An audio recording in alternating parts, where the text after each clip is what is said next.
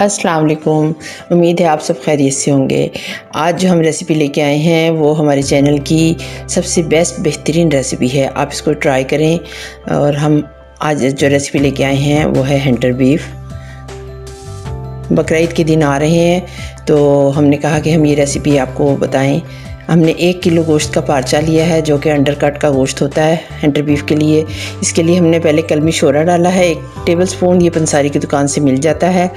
और शक्कर ली है हमने 1 टेबलस्पून। सिरका हमने लिया है 2 टेबलस्पून, ये वाइट विनीगर है। काली मिर्च का पाउडर लिया हमने 1 टीस्पून। और नमक लिया है 1 टीस्पून भरकर। बस ये इतने ही इंग्रेडिएंट्स हैं जो हमने इसमें शामिल करने हैं और इससे हमारा बेहतरीन हंटर बीफ तैयार होगा। आप इसको ज़रूर ट्राई करें, ये बहुत ही बेहतरीन बनकर तैयार हुआ था। ये हमने अंडरकट का पीस लिया है हंटर बीफ के लिए और ये 1 किलो का पार्चा है। इसको हम फोक की मदद से अच्छी तरह गोच लेंगे, कोई भी जगह ना रहे और इसको हमने अच्छी तरह इसको गोचना है। अगर आप हमारे चैनल पे नए हैं तो इसको सब्सक्राइब करें और बेल आइकन को ज़रूर प्रेस करें ताकि हर आने वाली नई वीडियो आपको पहले पहुंचे।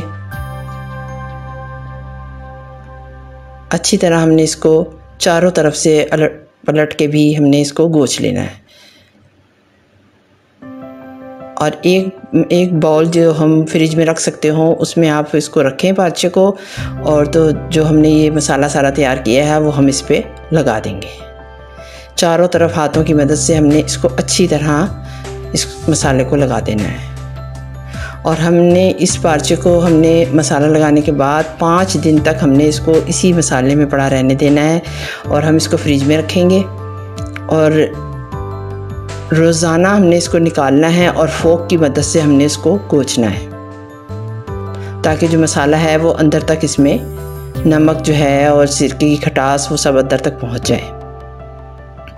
अलट पलट के हमने चारों तरफ से लगाना है। 80% लोग जो हैं वो हमारे चैनल को देख रहे हैं लेकिन उन्होंने सब्सक्राइब नहीं किया हुआ, तो उनसे दरख्वास्त है कि वो ज़रूर सब्सक्राइब करें। अब ये 5 दिन हो गए थे, 5 दिन हमने इसको मुसलसल रोज़ निकाला है और इसको फोक की मदद से इस तरह हमने गोचा है। आप देखें कि मसाला उसके अंदर अच्छी तरह रच बस गया है। अब हम इसको लास्ट टाइम हमने इसको गोचा है। अब एक नायलॉन की डोरी की मदद से हम इस पीस को बांध लेंगे।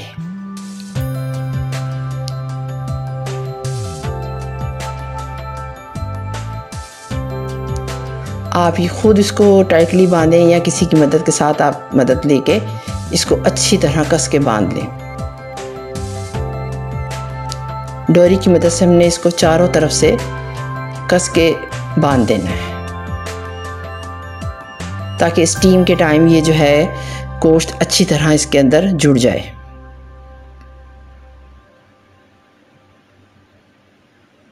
आखिर तक हमारी वीडियो ज़रूर देखें,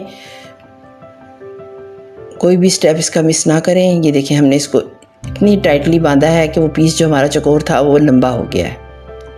अब हम इसको स्टीम करेंगे।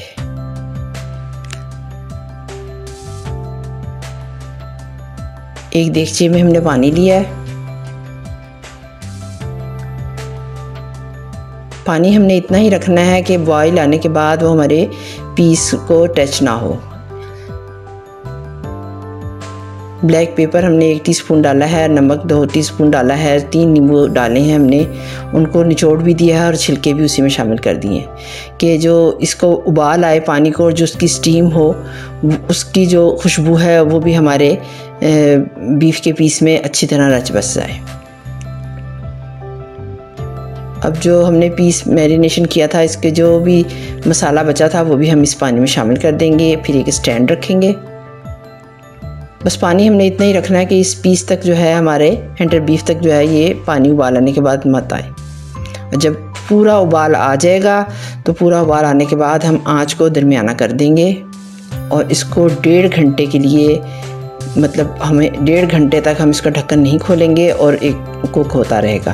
स्टीम होता रहेगा।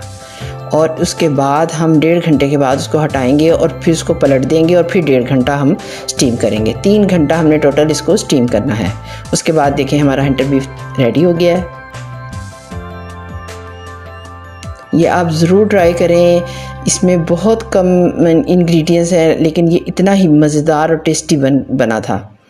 आप इसको ज़रूर ट्राई करें और आखिर तक हमारी वीडियो ज़रूर देखा करें। अब हम सब तमाम डोरी जो है वो हम उसको काट के उतार देंगे और अपने जो हमारा हंटर बीफ तैयार हुआ है उसके पतले पतले ठंडा होने के बाद हम इसके स्लाइसिस करेंगे। ये बहुत ही मज़ेदार बना था। आप इसको ज़रूर ट्राई करें, हमें फ़ीडबैक दें और अपना बहुत ख्याल रखें और हमें दुआओं में याद रखें। Take care. अल्लाह हाफिज़।